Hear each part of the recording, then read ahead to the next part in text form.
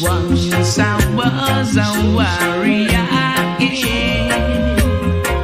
Now I'm present, Jaja.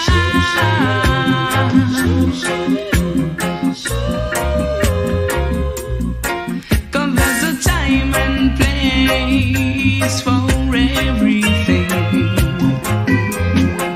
'Cause there's a time and place for everything. Today you have no money, tomorrow money and more.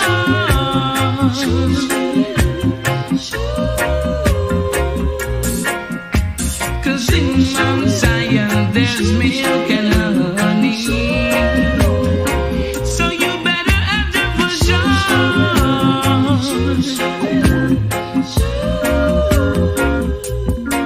'Cause there's a time and place for everything. 'Cause there's a time and place for everything. Yeah.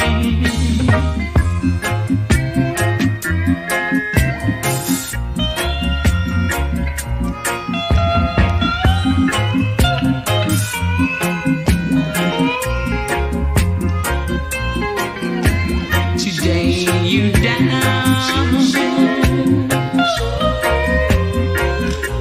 tomorrow you may be up.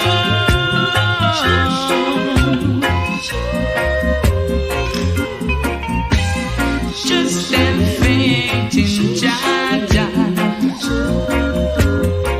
Never, never give up. No. 'Cause there's a time and place, time and place, time and place for everything.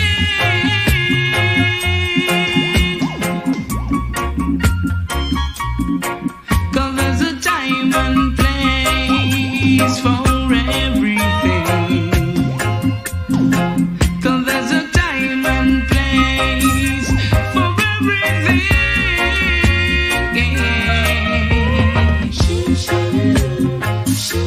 Today you may be down, but tomorrow you'll be up. Oh yeah. Just have faith in the Almighty Jah, and never, never give it. Grace and peace, shalom, everybody.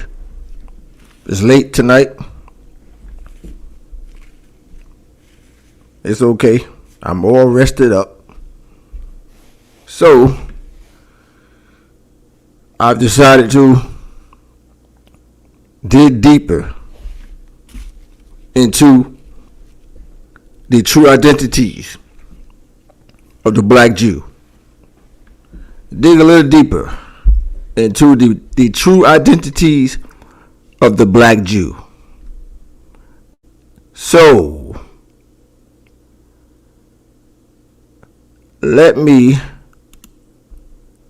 quickly share my screen.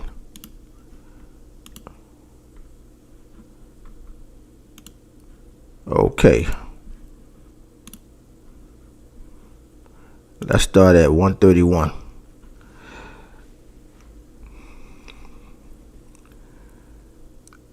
Digging deeper into the true identities of the black Jew. As I said, I know it's kind of late. However, I was pretty much resting up today. Let's see here. What's going on here? Okay, here we go. Here we go. And so let's start right here, page 131. Excuse me for a second.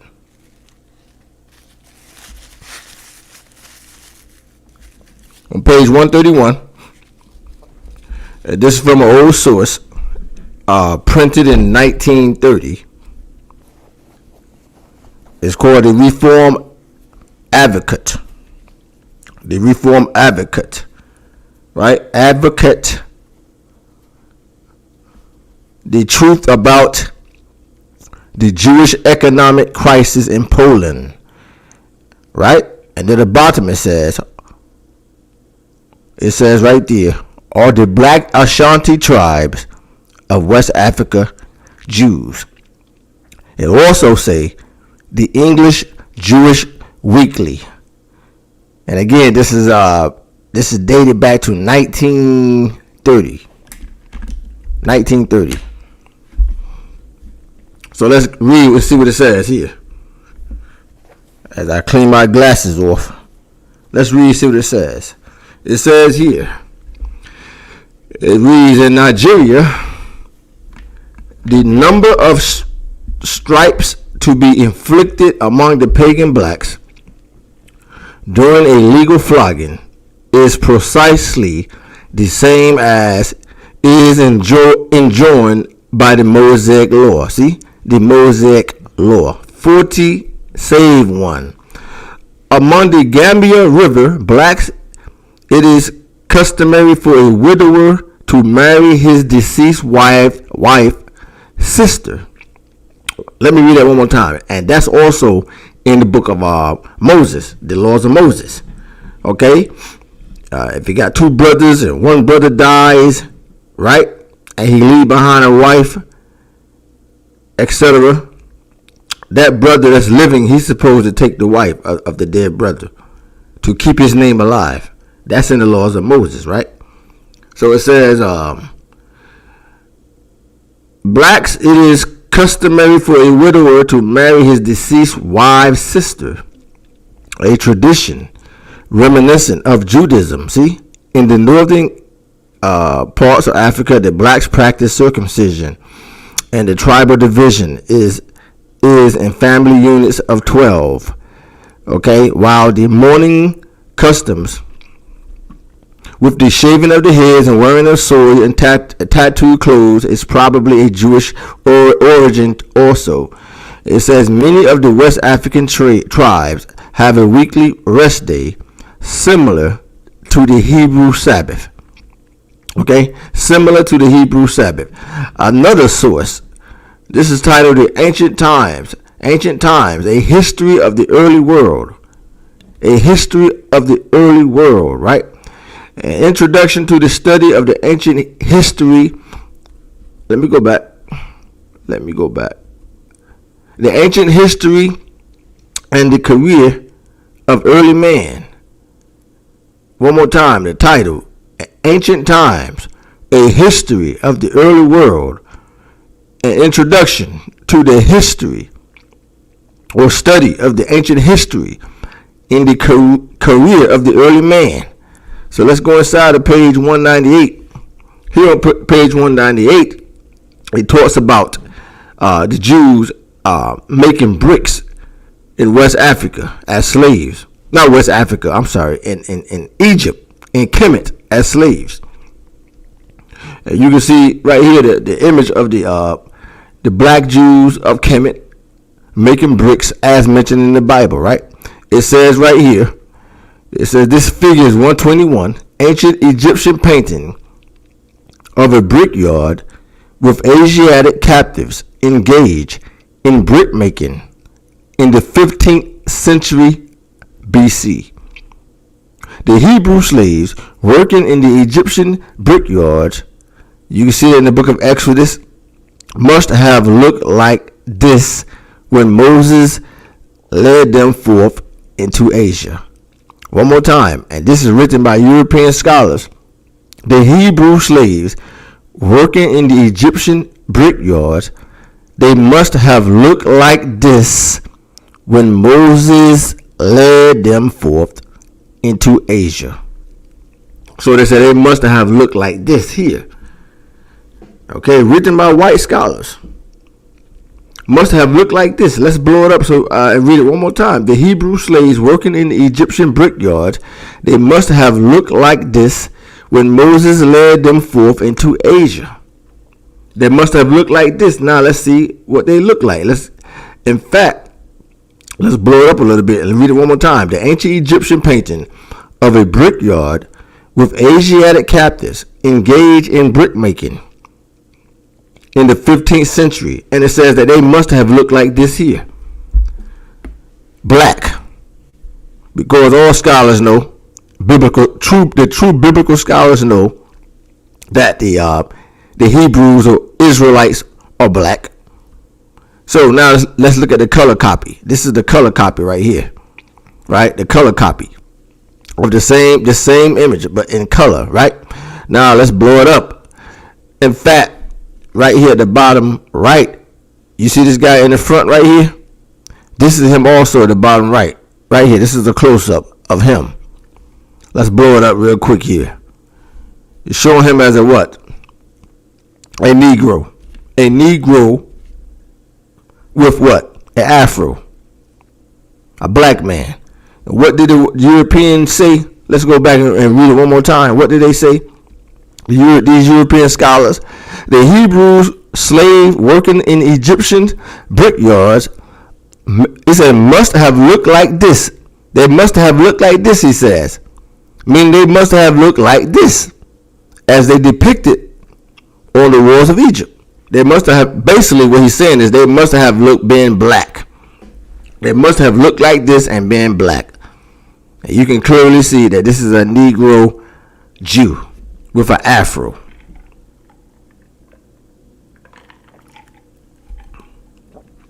Let's go to the next slide. It says the black biblical heritage. Black biblical heritage. Let's go inside and read it. Let's read the highlighted part. In fact, let's start right here.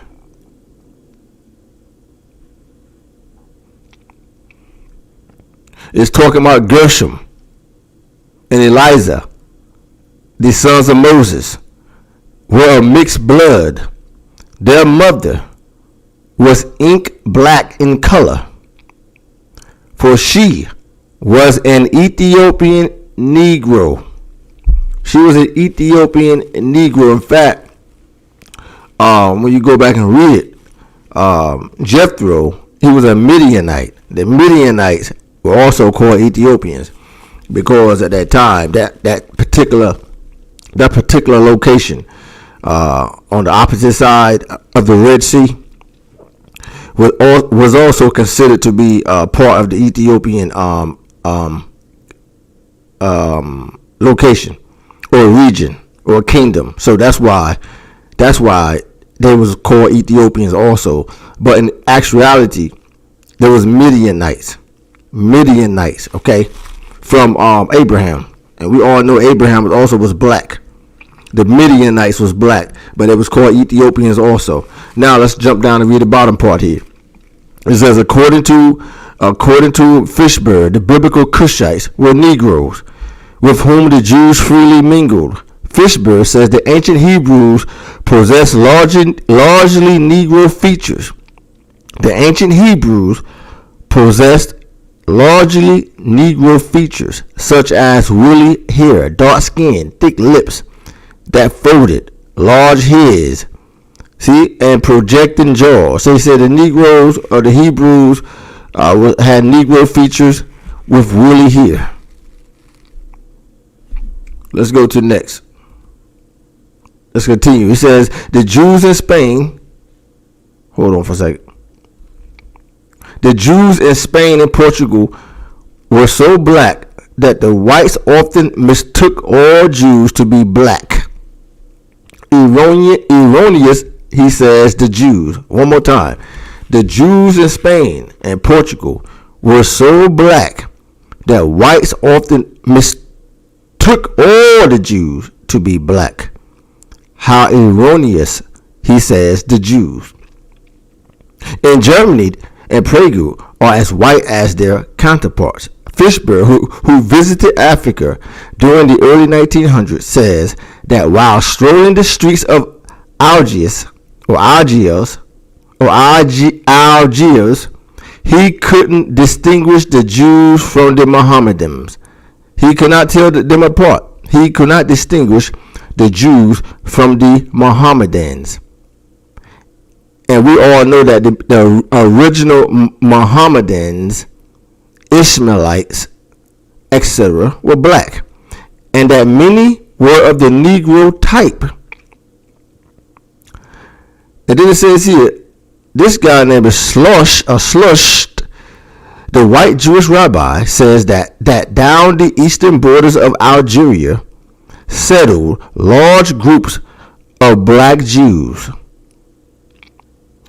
Garbe said that Algeria, in the range of 350 miles from the Mediterranean Sea, existed an area of Jews who were black. Who was black? Okay?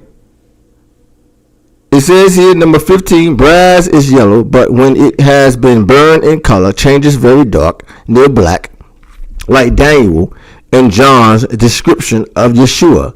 St. John portrays a dark-colored man with Negro kinky hair, lamb's wool. Then below it reads, the Jewish people prior to Christ's time were black-skinned with Negro features.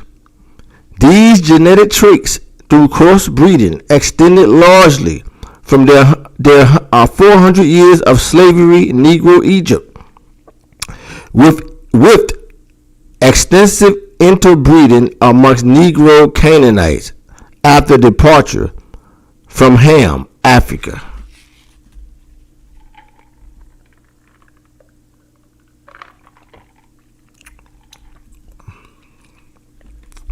Let's go to this source right here.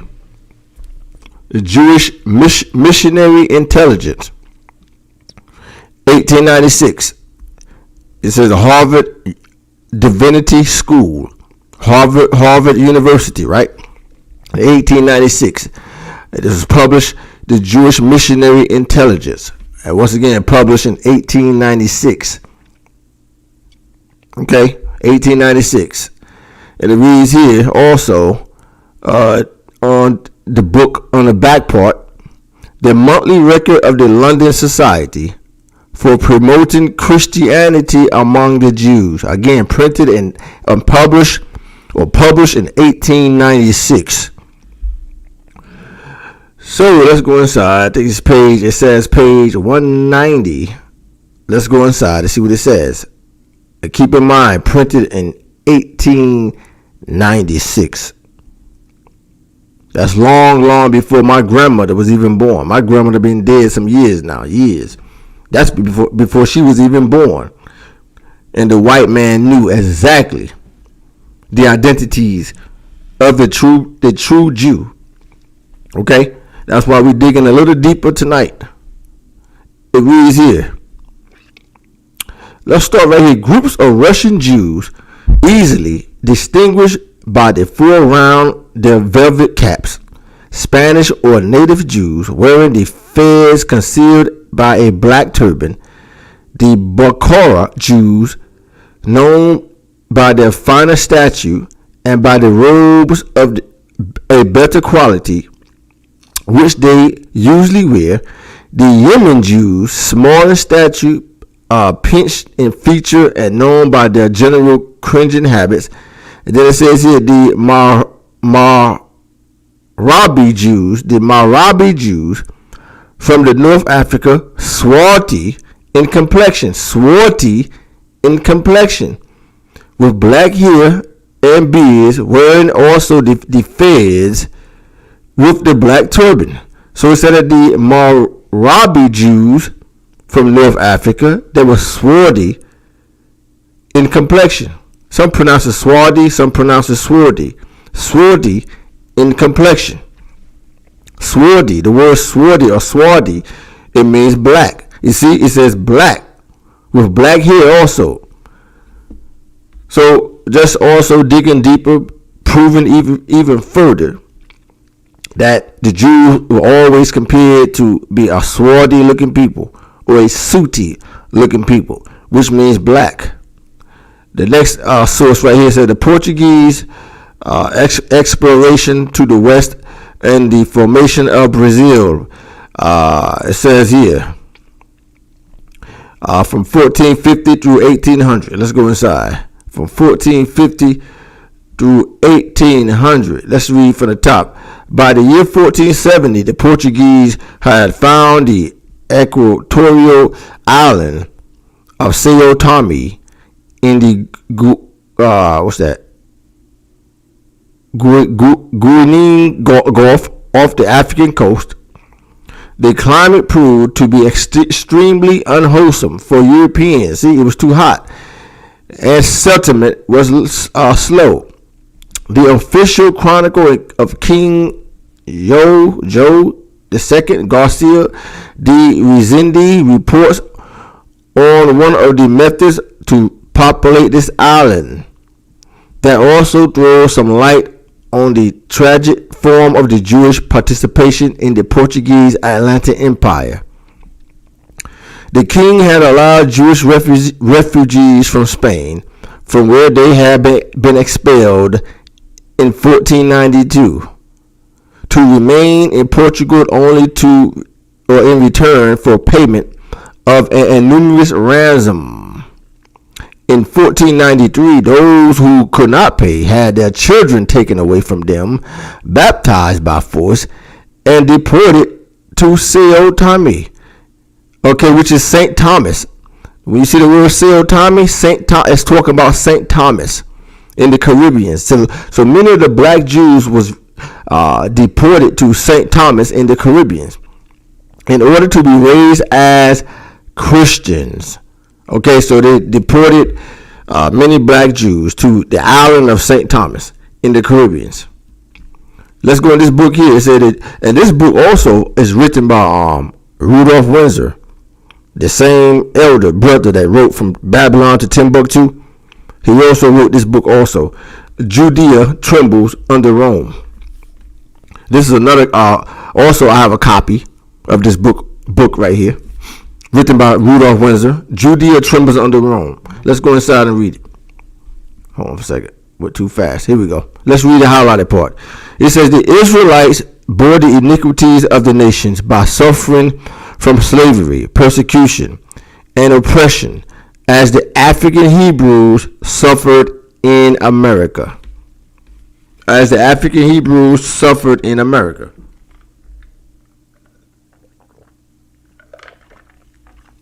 Because we are an African race. We are the African Hebrew Israelites. That's who we are, the African Hebrew Israelites. Another source, a new and accurate description, of the coast of Guinea,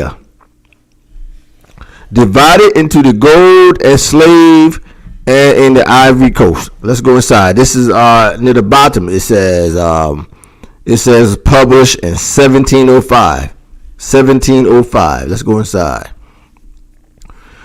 And it reads in the top, the children are not circumcised anywhere on the Gold Coast but Accra, but whence the custom of holding women unclean. It says the circumcision of children should be derived from, and bear with me because this is Old English, should be derived from, I cannot tell, to carry it up as high as the, what's that? I can't even see what that is. Anyway, it looked like it says, I don't know if that's a J. Either way, it says, I'm going to skip that word. Time, because like I said, it's Old English. Times, it says, seems to me too far.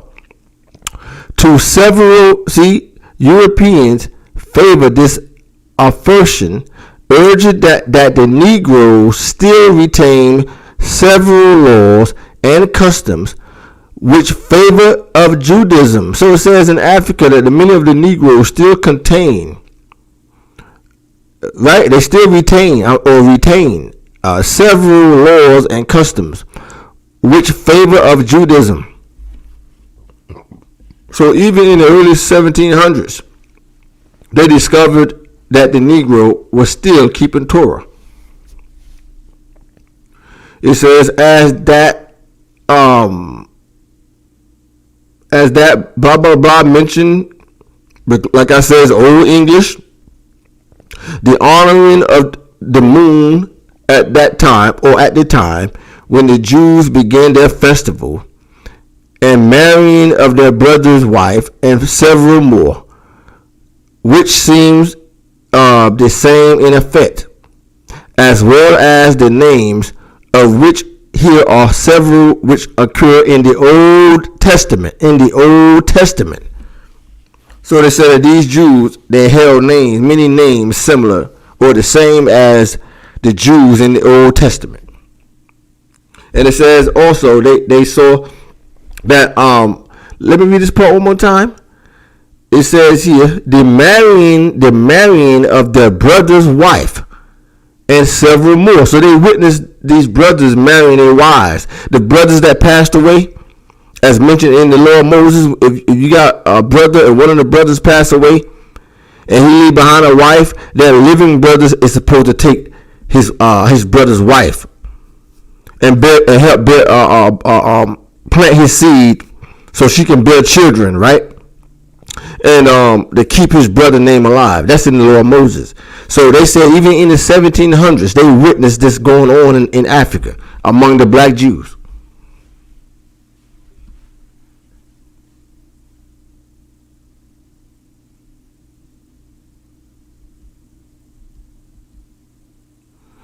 Let's go to this one here, a natural history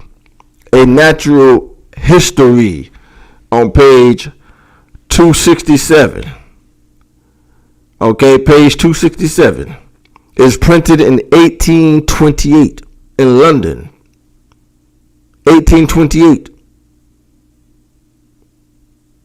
Again, my grandmother was born in 1923. And it reads here, it has been alleged that the Jews who came originally from Syria and Palestine still preserve their former darkness of complexion.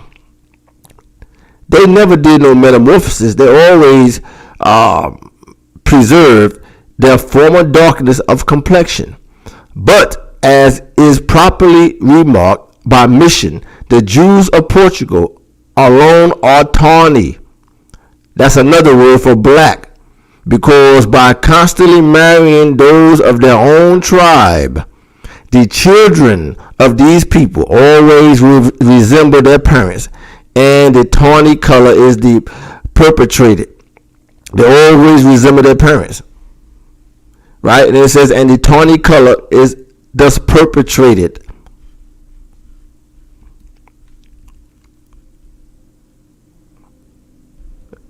In fact, hold on a second. It says with little, what's that word? That's also a Old English word. Even though, let's continue. It says, even in the northern countries, the Jews of Germany, however, as those of Prague, I keep going hitting this. Of Prague, for example, are not more swarthy than the other inhabitants of that country. So basically, it's saying that these particular Jews of Germany, they was not swarthy. There was not swarthy Jews like the Jews in Syria. It says in Syria and Palestine was originally dark, tawny, a tawny complexion. That was black.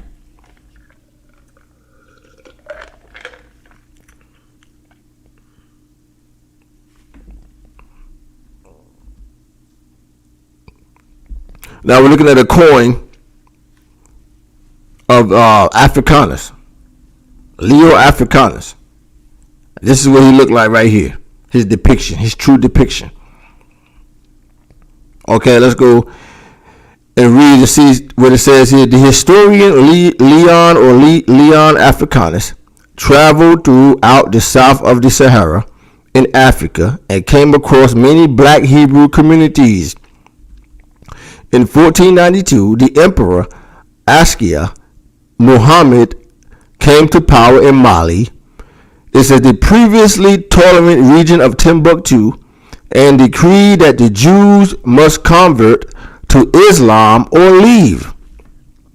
Practicing Hebrew customs became illegal in Mali.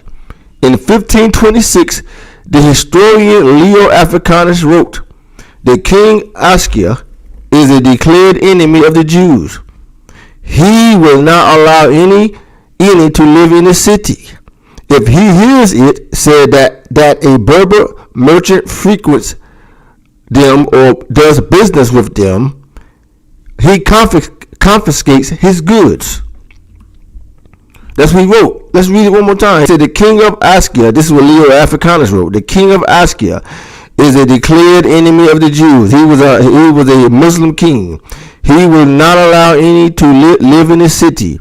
If he hears it said that a Berber merchant frequents them or does business with these Jews, he confiscates his goods."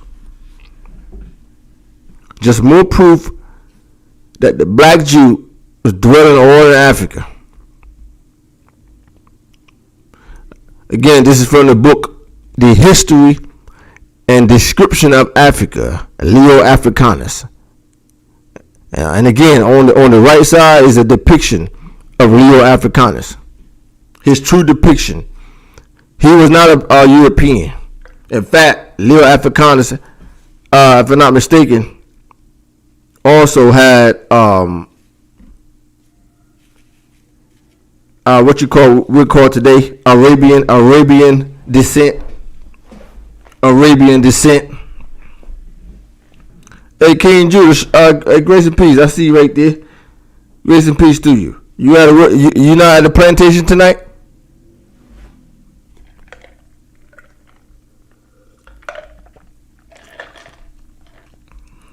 Hey, King Judas, you want to come on with me? If you do, let me know. I'll put a link in the room.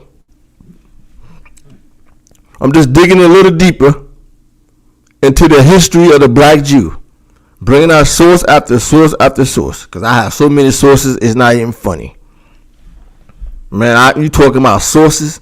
I'm talking about early century sources, ancient sources that nobody can deny. Let's go to page 114 inside this book right here. Page 114, and we're going to read this section right here. You see where I got my cursor right here? We're going to read that section right here. In fact, hold on for a second. Hold on for a second. Let me see something. Let me go back here. Let me go back. Hold on a second. I want to put the link in the room. I just realized that. Hold on. Bear with me for a second. So I'm at page 165. So I know I'm at page 165. Hold on for a second. Hold on. Yeah, I'm up tonight because your brother Yehuda. I got some good rest today, man. Yes, sir. I slept good.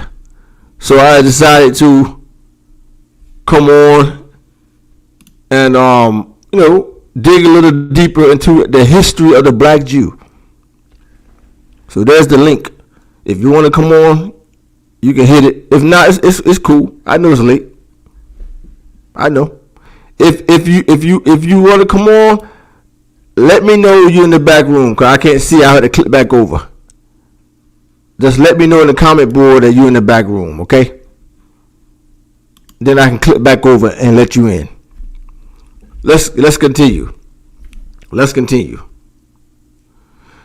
So beside this Leo Africanus, right?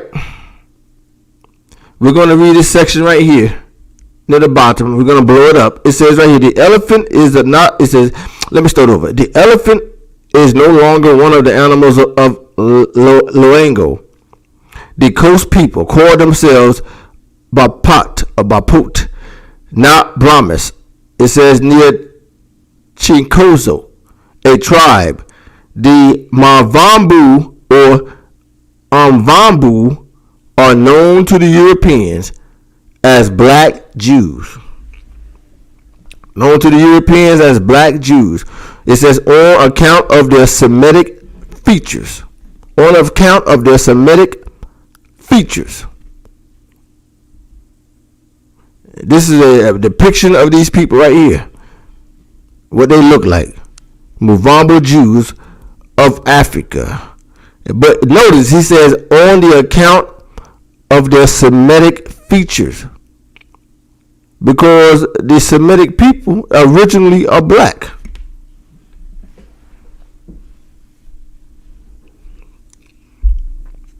I want to touch on this one more time too. It says, one may be inclined to ask, where did the white Jews originate and when? And what information do the British knew about the white Jews that informed their decision why settle in Africa? After all, ancient Jews, specifically the descendants of Zebulun and Asher tribes, are Negroes.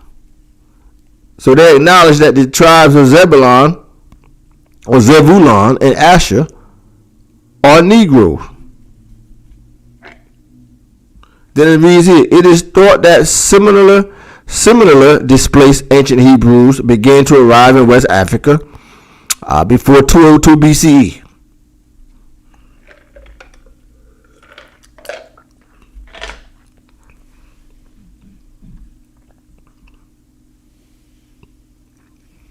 Let's go inside this book here. It says the flowering of the Maryland Palatinate or Palatinate. The flowering of the Maryland Palatinate. It says here an intimate and objective history of the province of Maryland. Okay, it's talking about Maryland. The state of Maryland, it says 1654. Let's go inside. By Harry Wright Newman. Let's go inside to read and see what it says.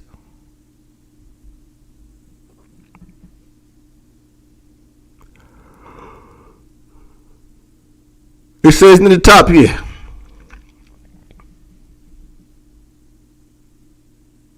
It says when Ferdinand du Porton demanded land rights in 1639 for a number of transportees, which had been assigned by Father White. Among the names was Matthias Sousa, a mulatto. Okay, Matthias Sousa, a mulatto. Likewise, in 1650, when Thomas Copley demanded land rights by assignment from Father White as having brought in the number of adventurers in 1633, among them was the name of Matthias Zeus. The name has all the flavor of a Portuguese or Spanish basic bloodstream. See? In so much, because that name Matthias is Matthew also in the Bible. And it says, in so much as it is a very well known and proved fact that the Portuguese women integrated with the Negroes of Portuguese colonies in the 16th and 17th centuries. It can readily be understood why he was listed as a mulatto, because originally the name mulatto was described as black peoples.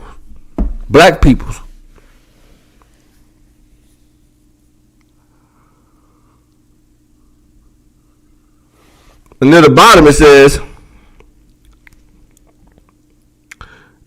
Benjamin, what's this guy named? Hartogenus, 1865 through 1939, a second generation American of Dutch Jewish origin, writing in his studies in the history of Maryland, the state of Maryland, attempts to prove that he was a Portuguese Jewish aristocrat and referred to him as Matthias de Sousa according to his dark complexion. See, according to his dark complexion, he was therefore listed as a mulatto. So the word mulatto originally it was a description of black people. Mulatto.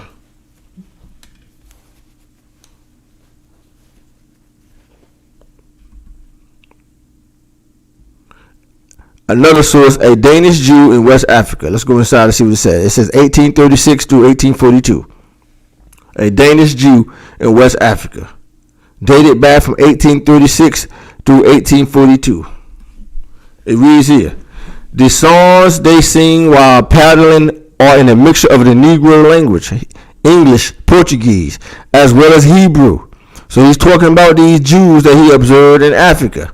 Let's start over. The songs they sing while paddling are a mixture of Negro language, English, Portuguese, as well as Hebrew. There are in fact Jews here among the Negroes, but the truth is that they are just as ignorant heathens as the others do not know where they originated. He said that some of these Jews did not know that they was Jews, but he knew. He says, now, dearest parents, he's writing to his parents. He's writing back to his parents, right? He said, dearest parents, I shall continue by telling you entertaining things. During the first days of September, the Negroes celebrate their Yam custom, which is much like our harvest festivals at home, and is held in the New Year, which is called the Blacks' New Year. In order to distinguish it from the Whites' New Year, at their Yam custom, their most prominent Negroes are carried around in baskets accompanied by music and song, and with a large parasol over them. On page 161. Page 161. Now, we're going to go into the book of Pontius Pilate. Pontius Pilate, these are the writings of Pontius Pilate. His real writings, right? That's put up in the museums and also in book form. Let's read and see what Pontius Pilate says about what Christ looked like.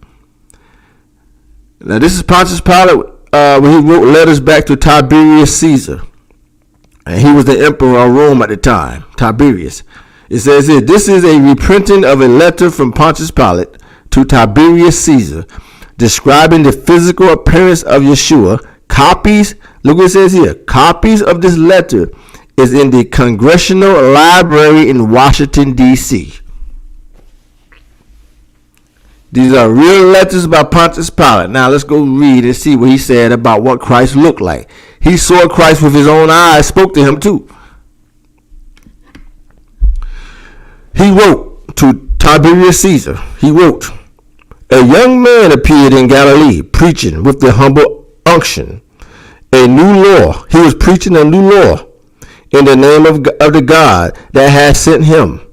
At first, I was apprehensive that his design was to stir up the people against the Romans, but my fears were soon dispelled. Jesus of Nazareth spoke rather as a friend of the Romans than of the Jews. He spoke rather as a friend of the Romans than the Jews. But you have these niggas in these camps teaching they hate the white man. Mind you, these are real letters. He says, one day I observed in the midst of a group of people a young man who was leaning against a tree, calmly addressing the multitude. I was told it was Jesus. This I could easily have separated. This I could have easily suspected. Suspected. So great was the difference between him and those who were listening to him. His golden colored hair, he had a golden colored hair and beard gave to his appearance to a celestial aspect. He appeared to be about 30 years of age. So it said that Christ's hair was like a golden, like yellowish color. You know why? Because he had like a goldish, yellowish color of like an albino. Like you see some of the people in the Aborigines, that kind of color hair, which made sense to me. it makes a lot of sense to me that his hair would look that color. What did the book of Revelation say? John says, behold, he looked and saw the Son of Man. His hair was white as wool, white as wool. Because also, when you look at people with this color here, depending on what part of the sun you standing in, it can appear to look white also, like a whitish yellow.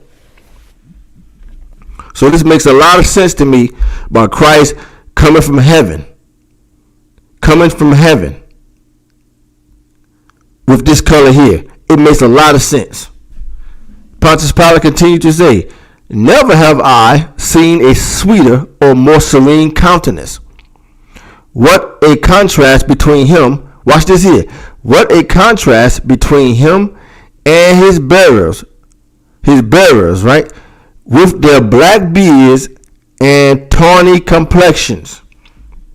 See, Pontius Pilate said that the Jews had tawny complexions. And Christ. He said Christ had a tawny complexion with a yellowish, whitish, yellowish, woolly hair. But he said that the Jews was a tawny complexion people. And these are the words of Pontius Pilate. And then he went on to say, unwilling to interrupt him by my presence, I continued my walk by signifying to my secretary to join the group and listen. So he sent one of his secretaries over to join the group and listen to what Christ was telling the people. But again, he said that Christ had like a yellowish hair, which was bushy. And it makes a lot of sense to me that he would look that way because he came from heaven. It makes a lot of sense. So, but the thing is, the key is this here. Pontius Pilate said that the Jews had tawny complexions. A tawny complexion. And you can go find these writings again. Where it say you can go find the writings of Pontius Pilate. It says you can go find the writings of Pontius Pilate. Also, copies are in the Congressional Library in Washington, D.C. He said that Christ, his hair was kind of like a yellowish color. So Christ's hair looked kind of like these kids right here. Right? He was a black man. And he said that the Jews was a tawny complexion. So Christ looked something like this right here. He was a tawny looking complexion. But his hair was kind of probably more like this guy on the right. This kid on the right. Like a bushy. And like I said, it makes a lot of sense that his hair would look that way. Because he came from heaven. He was in heaven with the Father before he came to earth. So it makes a lot of sense that he came out looking like that. So again, Pontius Pilate said that Christ had like a yellowish, bushy hair with a tawny complexion like the other Jews. He was a black man. But he looked like his hair color was like this here. That's why, one more time, when you go read Revelation, John said his hair was white like wool. His hair was white like wool. It makes a lot of sense to me now. Let's continue. Let's go inside this book here. The Sephardic Atlantic. The Sephardic Atlantic. This is another source. This is a Hebrew source. You can see the Hebrew writings right near the top here. You see, right near the top. The Sephardic Atlantic. It says colonial histories and post-colonial perspectives. Let's go inside. Let's read and pick it up right here. It says, at the same time, Christian anti-Jewish discourses were bound up with social practices of blackening. Then it says here, as Jonathan Scorch has convincingly argued, early modern Jews were not automatically white. Let me read it one more time. He says early, and this is from a Jewish source. This is from a Hebrew source called the Sephardic Atlantic. The Sephardic Atlantic. He said one more time. He said the early modern Jews are not automatically white. but they were easily counted among black peoples. So he said that the original Jews were not white. And this is from a white Jew.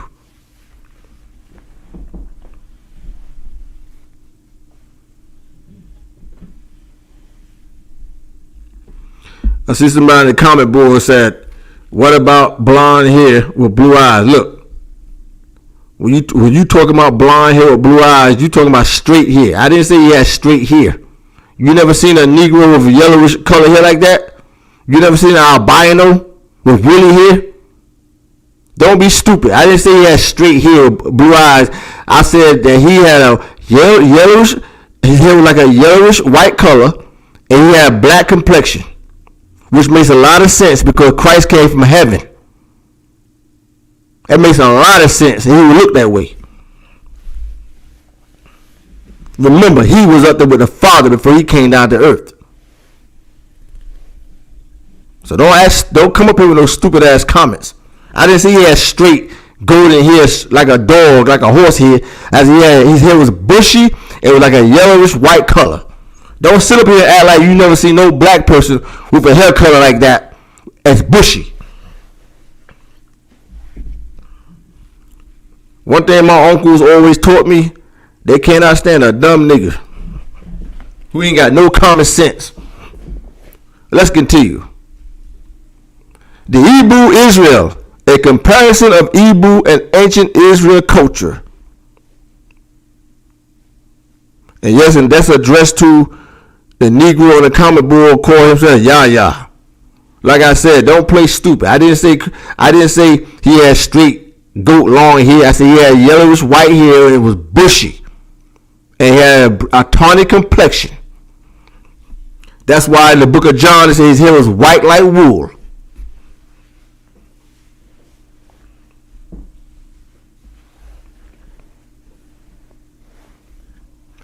The Hebrew of Israel. A comparison of Hebrew ancient Israel culture.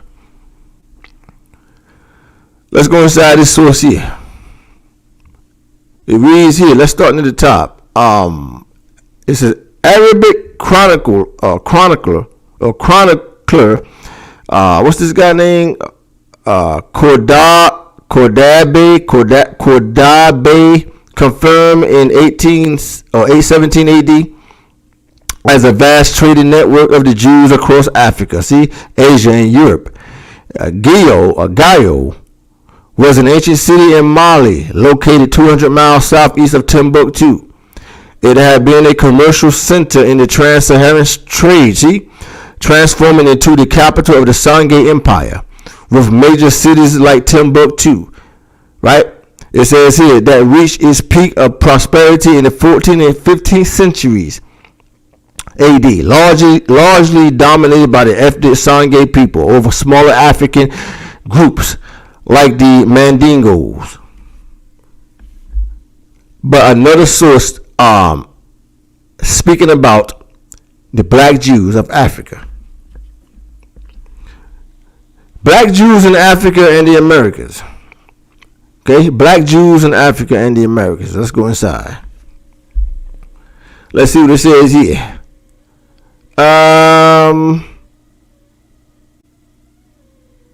Let's start reading right here.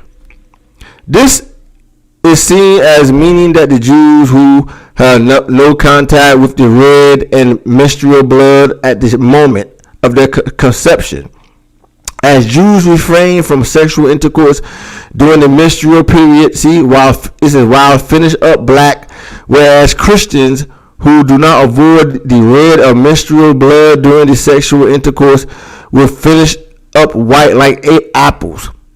The same thought is expressed in the contemporary Sefer Yosef HaMekane, which boasts that we Jews are from a clean and white seed, meaning white inside, meaning clean. That's what it means. When the white inside, it means clean. Therefore, our faces are black. But it says, but you from the red seed of menstruation, therefore your visage are pale and redeemed. or I'm sorry, pale and reddened. Let me read that one more time.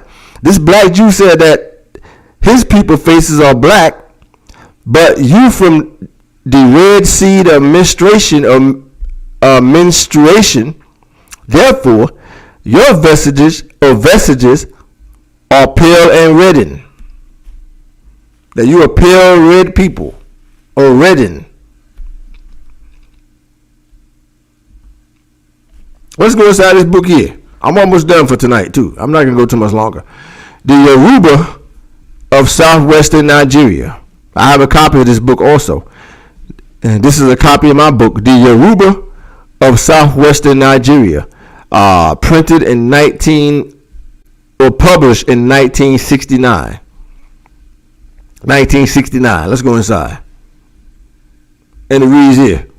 So this is on page, I can't remember what page, but this is the origin or the section of origin and history. One more time. This is from the book, The Yoruba of the Northwestern Nigeria, published in 1969. Let's go inside. So I'm in this page right here now. Let's blow it up real quick here.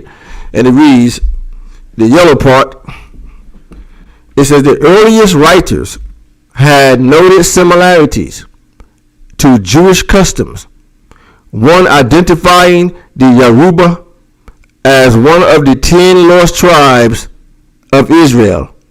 One more time. Identifying the Yoruba as one of the 10 lost tribes of Israel. Yoruba converts to Islam generally acclaim Mecca as their point of origin.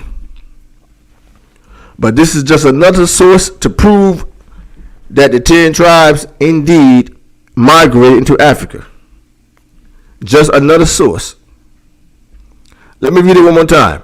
The earliest writers had noted similarities to the Jewish customs, one identifying the Yoruba as one of the 10 tribes or lost tribes of Israel. Yoruba converts to Islam generally acclaim Mecca as their point of origin. And this is one more time. It's from inside this book right here. The Yoruba of southwestern Nigeria. This is an image of the Yoruba Jews in Africa. Okay? And they're still practicing the Hebrew faith as we speak in Africa.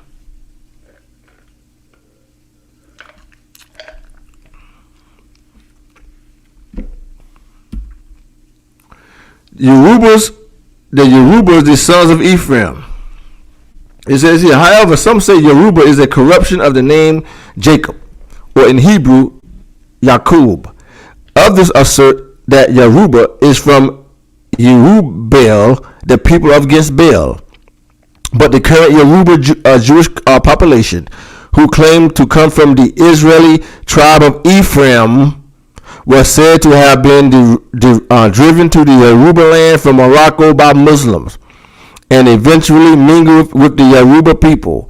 These black Jews in southern Nigeria are called the Imo Yokwam, or strange people. Just like they call Beta Israel, the Falasha, it means strangers. By the native Falasha means strange people. It says by the native Africans, but these black Jews call themselves B'nai Ephraim, or the sons of Ephraim. These Jews who claim that their ancestors came from Morocco is supported by their language, which appears to be a mixture of Marabi, Arabic, and local Negro speech. Thus, Abu, meaning father, has become Yaba, from the Hebrew word Abba, and meaning mother, is from the Hebrew Amma. Nevertheless, most of their language is similar to the Yoruba around them. So the tribe of Ephraim is also among the Yoruba in Africa.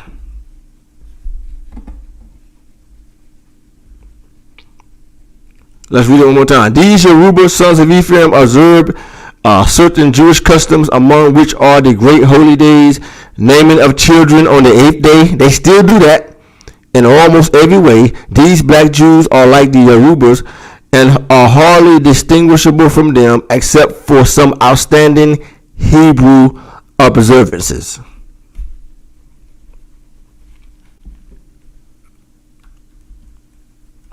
This is an old picture of some Yorubas, Jews in Africa, taken in 1910.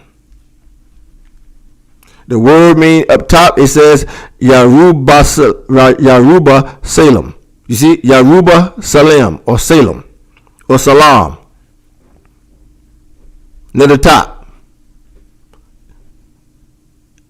Just as the word you have Jerusalem or Jerusalem. It says Yaruba Salem or Salam. Again, this is an image of Yoruba Jews taken in 1910.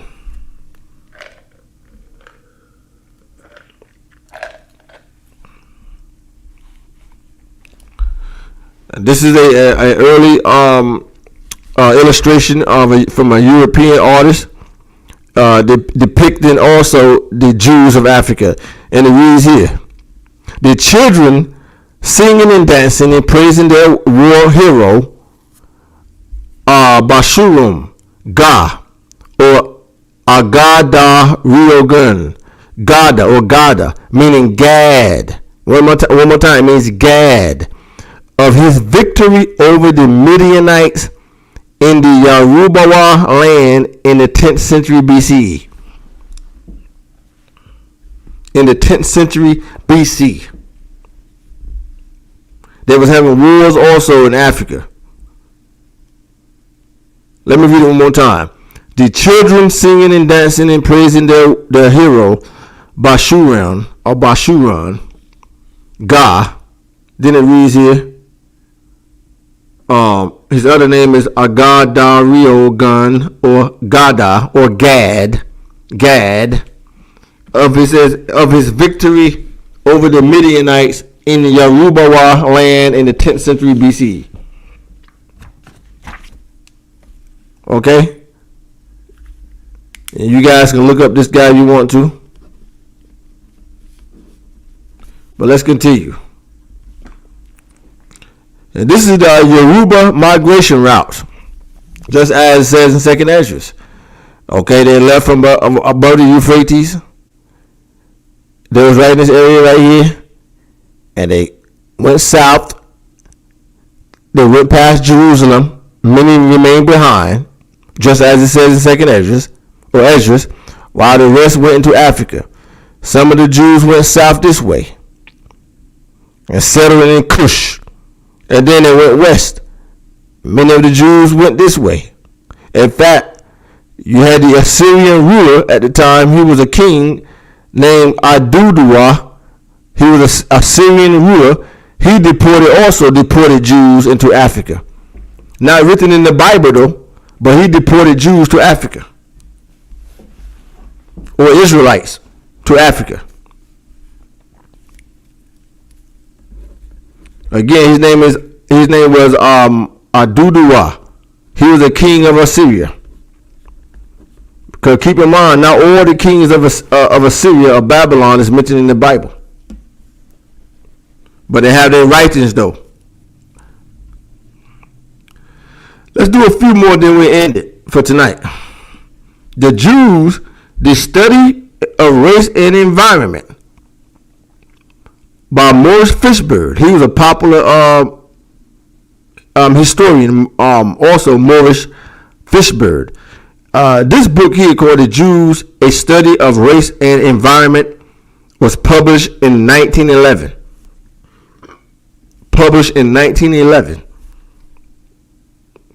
Again, my grandmother was born in 1923. This is on page 145. Page 145. Let's go inside and see what it says. Let's pick it up from the top here. It reads, the Jews on the oasis of Mizab in the south of Algeria are a very interesting type because they have been isolated for centuries, having hardly had any relations with the Jews outside this oasis.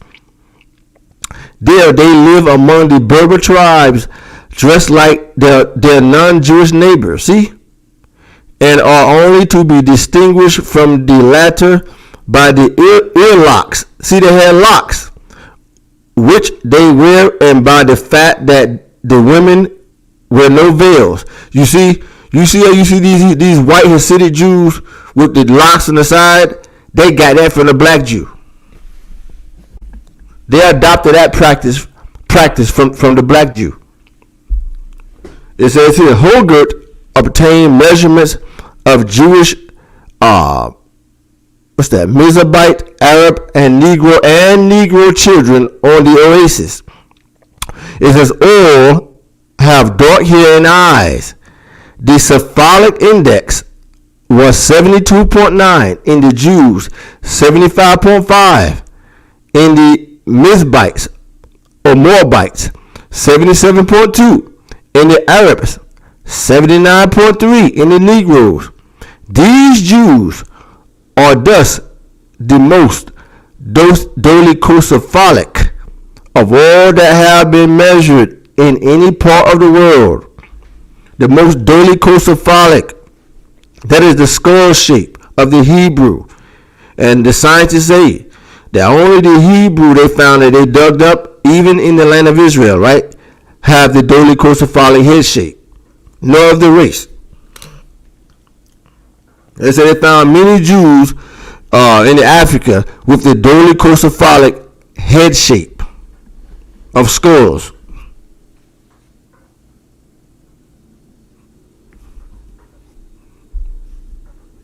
Let's go to page 149. Page 149. I'm almost done. But before we go to page 149, this is the image of two black Jews. See, black Jews of India, black Jews of Korean black Jews, or Malaba. Malaba is in Africa. I'm sorry. No. India. Because the Bible also say that the Jews was living from India to Ethiopia. And you can read about that in the book of Esther. So on page 149, let's pick it up right here. It says here, it is stated that the Falashas are not the only Jews of Negro race. See, Bastian speaks of Negro Jews living among or living on the Loango coast of Western Africa. They are called there the Mavambu or Judeos. It said they are on the whole a fair-looking race, says Bastian. They are more serious and restrained. It's restrained than the rest of the Negroes. Although in other places they are despised, and here they take a dominating position.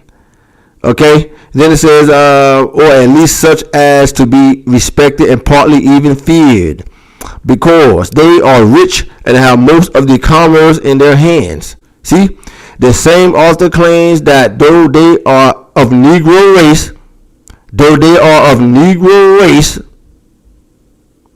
still he detected Semitic features in their physical looks. See, they of Negro race. The Jews always in the early centuries were described as Negroes by the Europeans because of our physical characteristics.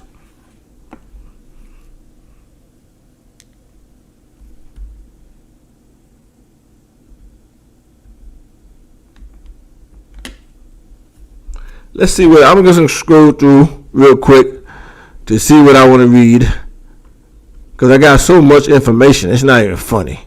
But let's go to this source right here. I'm almost done. It says an introduction to the critical study and knowledge of the scriptures.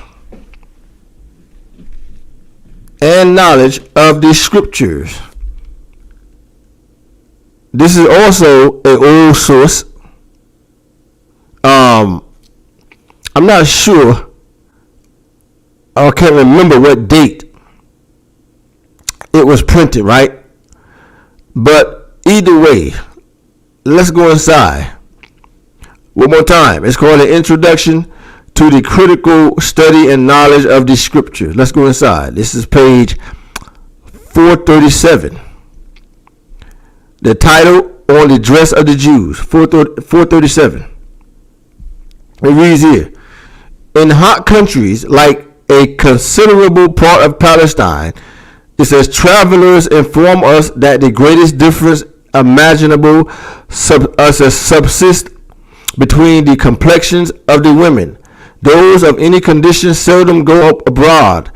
It says, and are ever accustomed to be shaded from the sun with the greatest attention.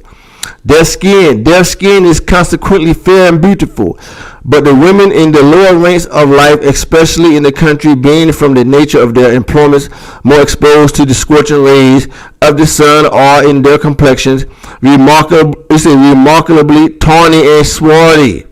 See, remarkably tawny and swarthy, meaning black.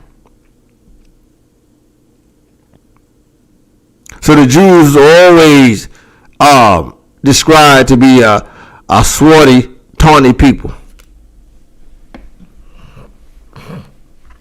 Always.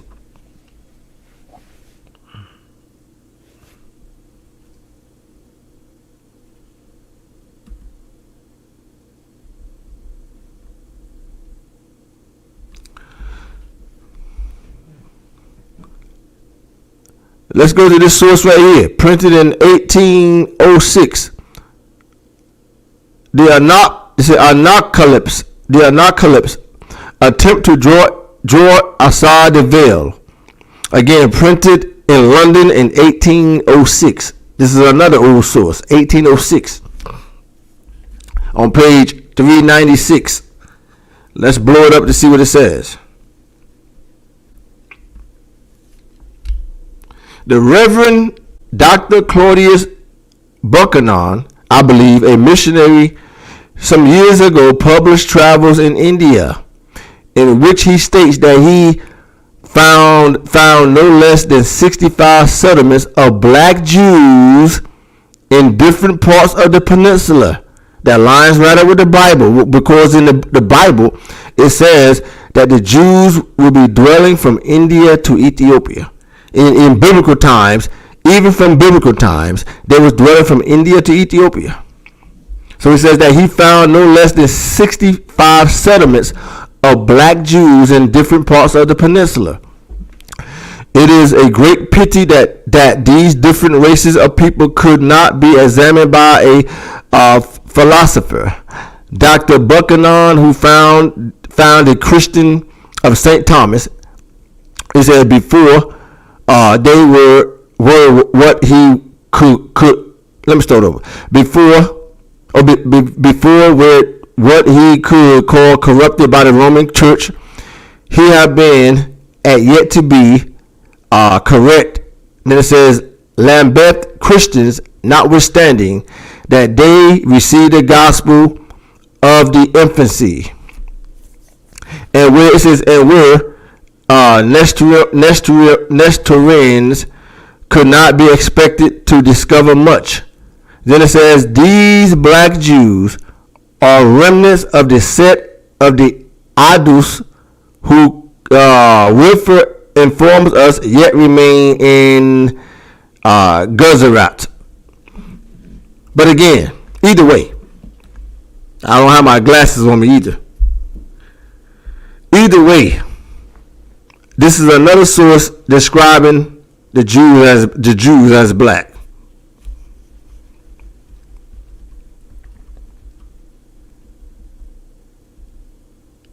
I got so much information, it's not even funny.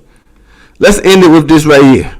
This is a statue of King David in Jerusalem, showing him as a black man. Now, of course, the Europeans is going to give him stringy goat hair. Of course, they would do that when they created this statue, because they have to do that to, it's called tricknology.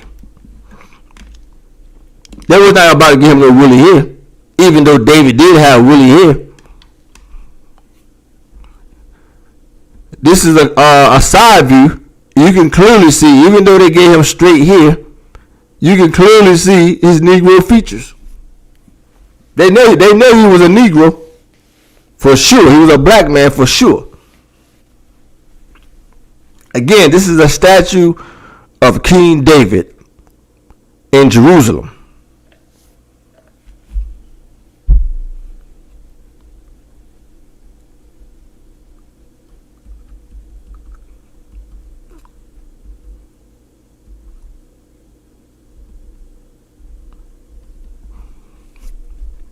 But until then, we'll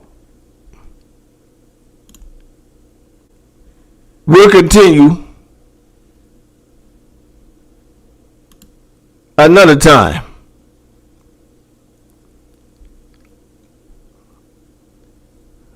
Grace and peace.